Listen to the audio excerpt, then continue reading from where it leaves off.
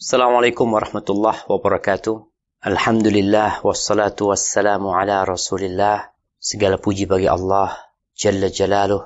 Salawat dan salam semoga senantiasa tercurahkan untuk baginda Nabi kita Muhammad alaihi salatu wassalam. Amma ba'd, kaum muslimin, khususnya anggota GIS, Grup Islam Sunnah, yang semoga dirahmati oleh Allah Jalla Jalaluh. Kita masuk ke hadis yang selanjutnya. عن عابس بن ربيعة قال رأيت عمر بن الخطاب رضي الله عنه يقبل الحجر يعني الأسود ويقول إني أعلم أنك حجر ما تنفع ولا تضر ولولا أني رأيت رسول الله صلى الله عليه وسلم يقبلك ما قبلتك متفق عليه. Dari Abis bin Rabi'ah, ia bercerita, aku pernah melihat Umar bin Khattab radhiyallahu anhu mencium hajar, yakni hajar aswad. Seraya berkata, sesungguhnya aku mengetahui bahwa kamu ini hanyalah sebuah batu, benda yang tidak dapat memberikan manfaat dan menolak mudarat. Kalau saja bukan karena aku pernah melihat Rasulullah sallallahu alaihi wasallam menciummu, maka niscaya aku tidak akan pernah menciummu. Muttafaqun alaih. Berbicara tentang hajar aswad, sekarang yang berangkat umroh, apalagi yang berangkat haji, bisa melihat bagaimana perjuangan atau bagaimana berebutnya manusia untuk mencium hajar aswad. Yang terkadang mereka mencium hajar aswad tidak sesuai dengan sunnah. Sudah tidak sesuai dengan sunnah, dengan niat yang tidak baik pula. Hanya untuk berbangga diri, aku sudah mencium hajar aswad.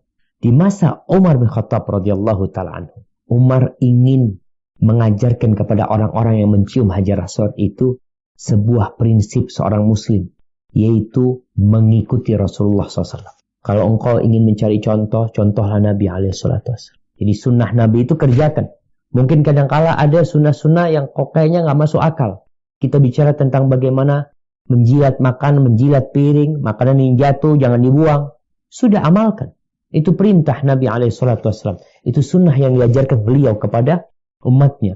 Umar bin Khattab pada waktu itu mendatangi hajar aswad. Lalu dia berbicara dengan hajar aswad. Dia sejatinya ingin memperdengarkan ucapan itu kepada orang-orang yang sedang berada di tempat itu, yang mereka mungkin ingin mencium hajar aswad. Apa kata Umar bin Khattab radhiyallahu ta'ala anhu? Inni a'lamu annaka hajarun ma tanfa' wa la tadur. Aku tahu, benar-benar tahu, kalau engkau tidak lebih dari sebuah batu yang tidak bermanfaat dan tidak memberikan madarat. Walaula anni ra'aitu Rasulullah sallallahu alaihi wasallam yuqabbiluka ma qabbaltuka. Andai kata aku tidak melihat Rasulullah SAW menciummu, aku enggak bakal menciummu.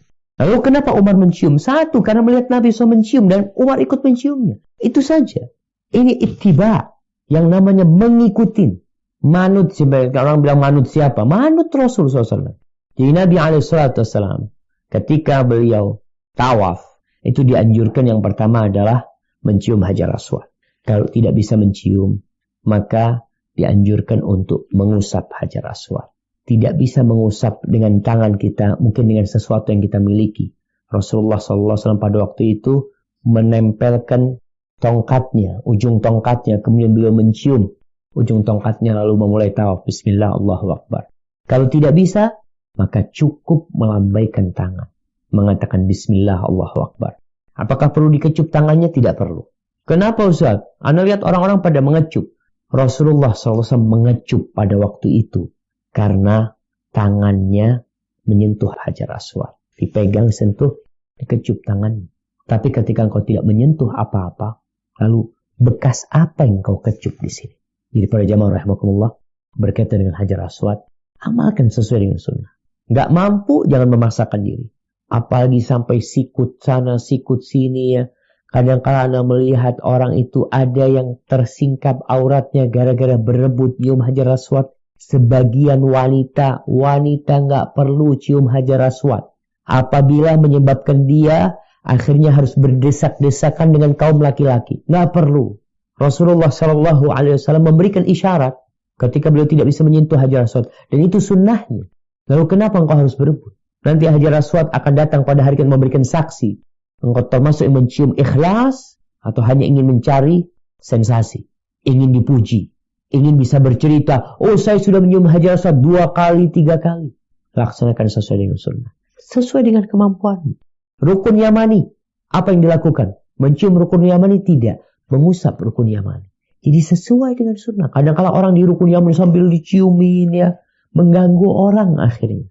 Sunnah itu indah. Tapi sebagian orang tidak mau mengikuti sunnah. Dia bikin-bikin semau dia. Maka berkaitan dengan ini, tolong yang berangkat umroh, yang berangkat haji, kalau ditanya, kenapa engkau mencium Hajar Aswad? Karena Rasulullah SAW menciumnya. Kalau itu engkau lakukan, seharusnya sunnah-sunnah yang lainnya lebih engkau kerjakan. Yang bisa engkau kerjakan tanpa harus berebut. Yang ana heran, sebagian orang berebut mencium Hajar Aswad, tapi sunnah-sunnah Nabi yang lain dia tidak amalkan. Terus benarkah engkau ingin mengikuti Rasulullah SAW atau mencari yang lainnya? Dan hadallahu a'lam bishawab, berkaitan dengan bab ini, kita sudah menyelesaikan bab perintah memelihara sunnah dan etikanya, dipelihara, dijaga, disampaikan, kemudian minta pertolongan kepada Allah Jalla Jalla agar kita bisa istiqamah menjalankan sunnah Rasulullah SAW yang kadang-kala bertentangan dengan nafsu kita, dengan kesenangan kita. Tapi itulah petunjuk yang kata Rasulullah SAW, kullu ummati yadkhulul jannah. Semua umatku masuk surga. Illa man aba. Kecuali yang enggan masuk surga. Siapa yang enggan masuk surga? Masuk di akal kita orang nggak mau masuk surga. Kata Nabi SAW, man ata'ani dakhalal jannah. Barang siapa yang taat kepada aku, niscaya dia masuk surga. Wa man asani faqad aba. Barang siapa yang bermaksiat kepadaku, maka merekalah orang-orang yang enggan masuk surga. Jamaah rahimakumullah, itu yang bisa kita kaji. Semoga ilmu yang kita kaji hari ini berguna buat kita dan bisa kita amalkan dalam kehidupan kita. Dan semoga Allah menerima amalan kita. Sampai berjumpa kembali. Barakallahu fiik. Wassalamualaikum warahmatullahi wabarakatuh.